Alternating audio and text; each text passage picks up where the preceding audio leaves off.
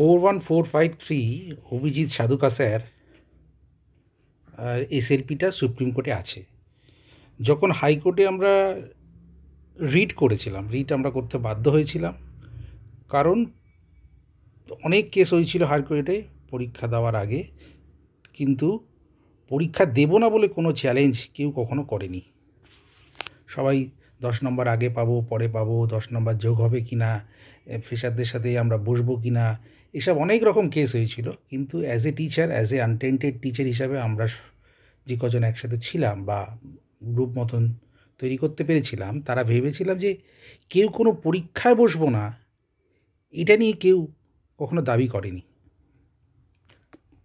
সেই জায়গা থেকেই আমরা হাইকোর্টে রিট করেছিলাম, আর সেই সূত্র ধরেই আমাদের এই এসএলপিটা।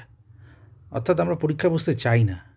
পরীক্ষাটা কেন, কী কারণ, পরীক্ষাটা আমাদের জন্য কি, এই প্রশ্নগুলো আমরা করেছিলাম।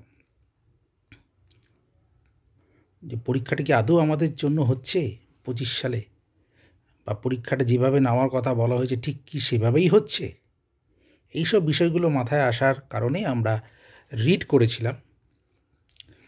যেটা হচ্ছে হাইকোর্টে রিট করার পরে আমরা একটা এসএলপি করেছিলাম সুপ্রিম কোর্টে, অভিজিৎ সাধুকা 41453। তো এই অভিজিৎ সাধুকা স্যার শুধুমাত্র যে রাস্তার লড়াই রয়েছেন তা নয়, তিনি রাস্তার সাথে সাথে তিনি সুপ্রিম কোর্টেও তার লড়াইটা চালিয়ে গেছেন। তিনি রিভিউ করেছিলেন, তিনি এসএলপি করেছেন এবং এসএলপি করার সাথে সাথে রিভিউ করার রেজাল্ট আসার পরেও তিনি কিন্তু প্রথম আনটেন্টেড টিচারদের রেসপেক্টে কিউরেটিভও ফাইল করেছিলেন। তো স্যার অভিজিৎ সাধুকা স্যার যথেষ্টভাবে লড়ছেন আইনিভাবে, তার নিজের দাবি, তার নিজের সমস্যা, কেন তিনি 7 বছর চাকরি করার পরে কেন তাকে এই পরীক্ষায় বসতে হবে।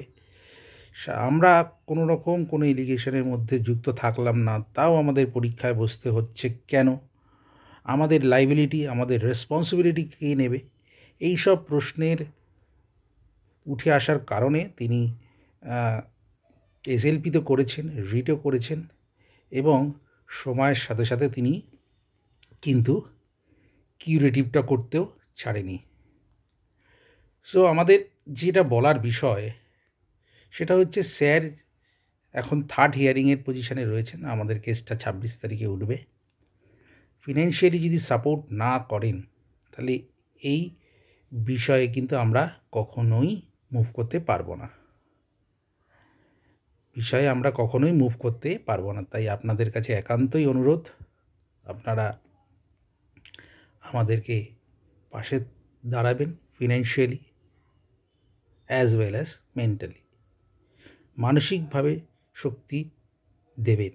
কারণ এই লড়াইটা শুধু আপনার নয়, এই লড়াইটা আপনার আমার সকল আনটেন্টেড টিচারদের রেসপেক্টে অভিজিৎ সাধুকা স্যার লড়ছেন। এবং এই মতো অবস্থায় আমাদের শিক্ষক একজন আছেন, শাওন স্যার, তিনি একটা পিআইএল করেছেন। তাকে পিআইএল করার জন্য তাকে আন্তরিকভাবে অভিনন্দন এবং তার এই চিন্তাধারাকে আমি স্যালুট জানাই। বিষয়টা হচ্ছে, স্যার হয়তো পিআইএল করেছেন, হয়তো সঞ্জয় স্যারের বেঞ্চে যাবে, কিন্তু স্যারকে একটু কিছু কিছু বিষয়ে একটু প্রস্তুতি নিয়ে রাখার প্রয়োজন আছে। তো আমি এটাই বলবো যে স্যার ধরুন যে রিটটা করেছেন বা যে পিআইএলটা করেছেন, পিআইএলের ড্রাফট তো তিনি জানেন কি লিখেছেন বা কি কারণবশত তিনি পিআইএলটা করেছেন, কোন কোন আর্টিকেল ভায়োলেট হয়েছে, সেগুলো তো উঠে আসবেই।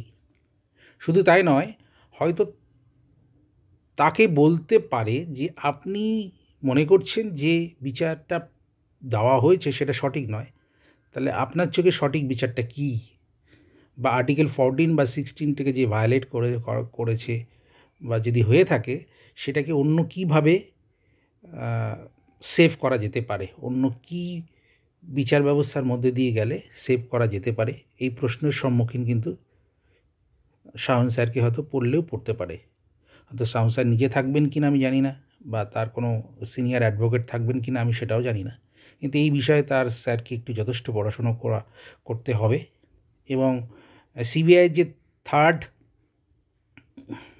যে রিপোর্টটা দিয়েছে, থার্ড চার্জশিটটা যেটা দিয়েছে, সেটা যেন স্যার জোগাড় করে নেন এবং সেটা নিয়েও যেন একটু সাময়িক পড়াশুনো করেন।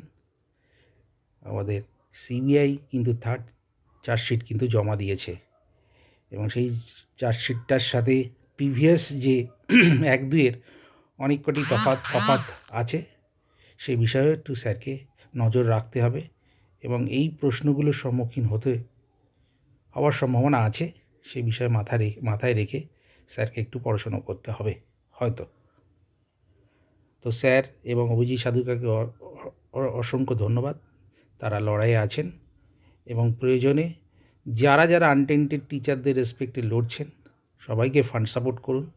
অভিজিৎ সাধুকার কেসটা যথেষ্ট গুরুত্বপূর্ণ, সেখানেও আপনারা ফান্ড সাপোর্ট করে তার পাশে দাঁড়ান।